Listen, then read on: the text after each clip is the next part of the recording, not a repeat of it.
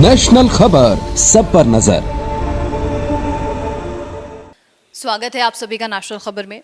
आज का ये खास प्रोग्राम जो है वो खास तौर पर डेंगू को लेकर होने वाला है।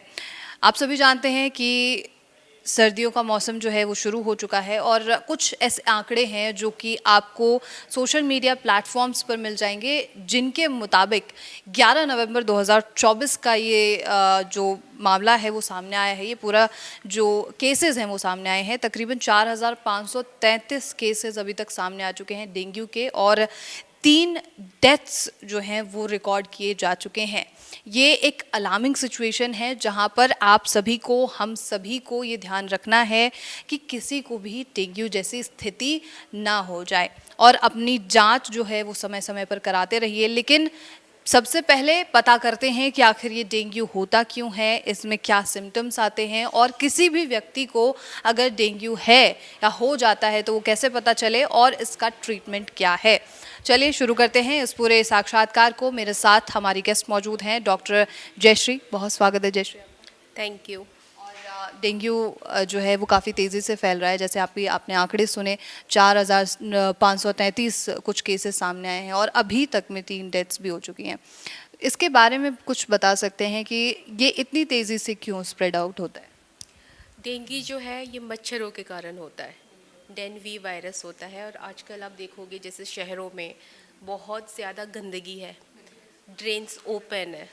ओके, उसको अगर मैं बताऊं, सरकार या फिर जो भी है रिस्पॉन्सिबल पर्सन, उनको भी ये चीज़ देखनी चाहिए। और जैसे सीज़न चेंज होता है ये चीज़ें और ज़्यादा बढ़ने लगता है। अब मच्छर एक को काटेगा जिसको डेंगू है, वो जाके किसी और को काटेगा तो उससे ज़्यादा फैलता है वो। तो जयश्री, जैसे हमने आंकड़े सुने, 4533 का आंकड़ा है और 3 डेथ्स हो चुकी हैं। और डेंगू के बारे में सबसे ज़्यादा ये है कि प्लेटलेट्स कम होने लग जाती हैं, कुछ ये सिम्टम्स हम लोगों को पता है।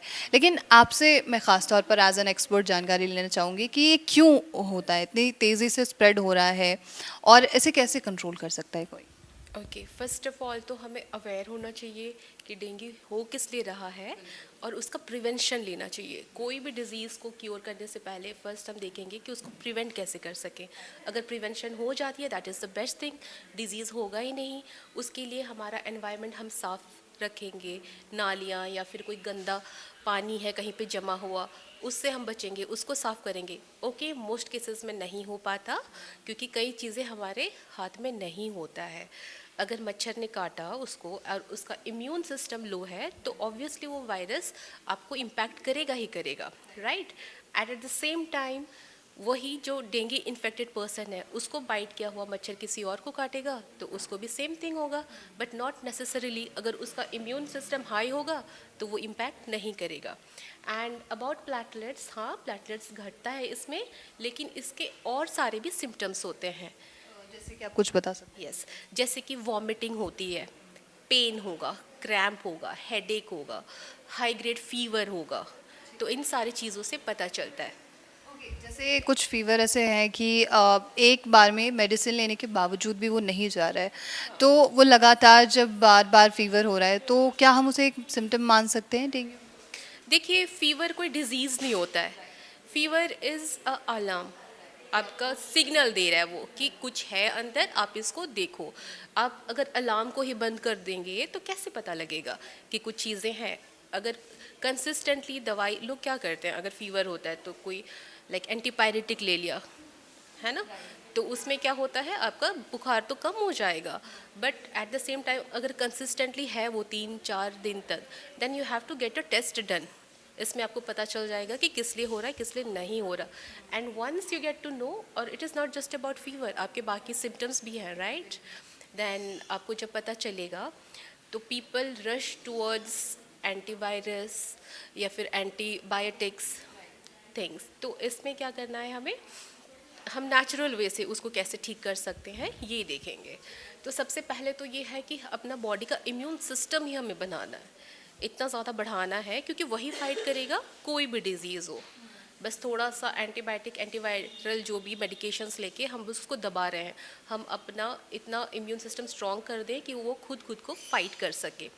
तो उसके लिए हमारे कुछ प्रोटोकॉल्स होते हैं उसको फॉलो करना पड़ेगा, कुछ डाइट्स ऐसे लेनी पड़ेगी। और जो प्लेटलेट काउंट कम हो जाता है, प्लेटलेट हमारा 1.5 लाख से ज़्यादा होना चाहिए। सो अगर बहुत ज़्यादा कम हो रहा है तो नेचुरल लाइक वे से with juices with some diet उसको हम इजीली बढ़ा सकते हैं। किस तरीके के जूसेस हम ले सकते हैं, like green juices, red juices और या तो सबसे अच्छा जो होता है इस केस में, this is papaya leaf. Papaya का लीफ से बहुत ज़्यादा अच्छे से प्लेटलेट्स बढ़ता है, कीवी से, and eight the same time coconut water हो गया और ग्रीन लिफी वेजिटेबल्स हो गया, बिकॉज एवरीथिंग जो ग्रीन लिफी में आयरन होते हैं, फॉलेट्स होते हैं, एंटीऑक्सीडेंट्स चाहिए। एंटीऑक्सीडेंट्स बेरीज में बहुत होता है, कोई भी berries those are rich in, तो किसी भी बेरीज में एंटीऑक्सीडेंट्स होता है। और जैसे आप मान लीजिए हमारा इंडियन गूसबेरी ही देख लीजिए, Indian gooseberry is amla. Amla is the richest source of vitamin C. जब कोविड हो गया था, लोग इतना ज़्यादा इम्पैक्टेड थे उससे, विटामिन सी लोग इतना टैबलेट्स लेते थे।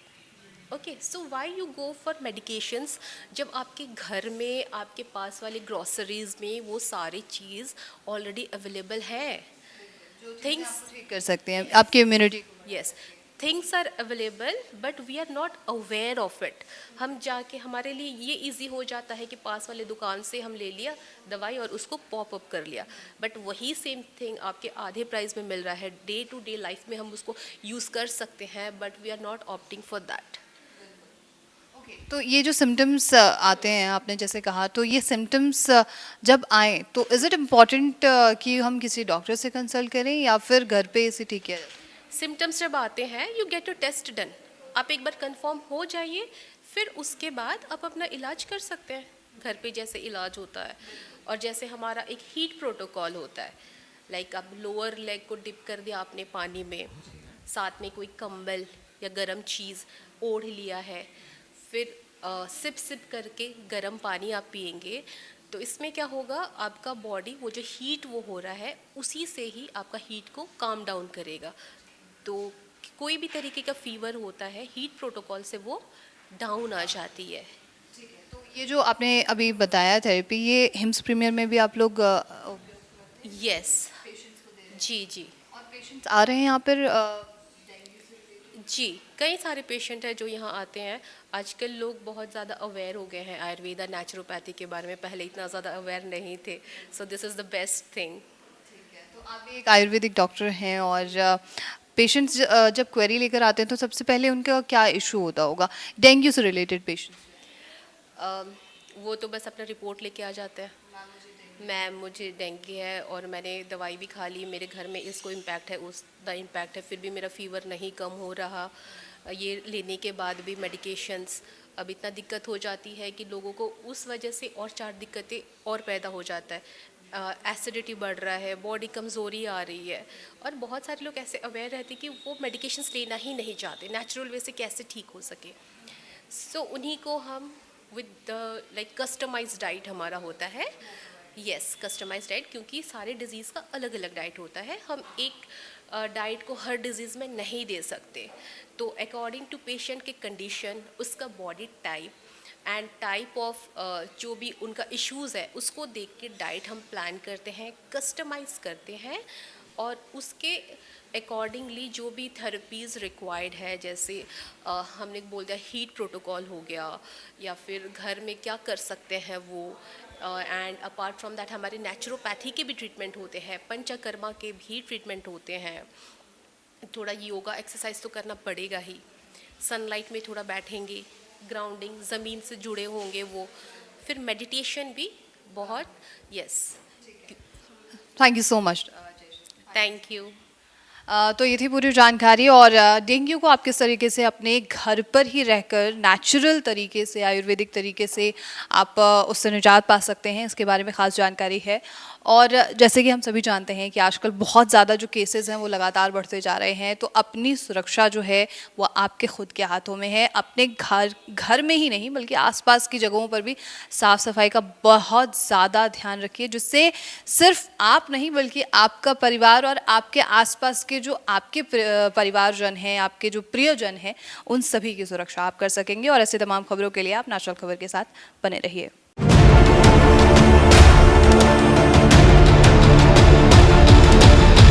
नेशनल खबर, सब पर नजर।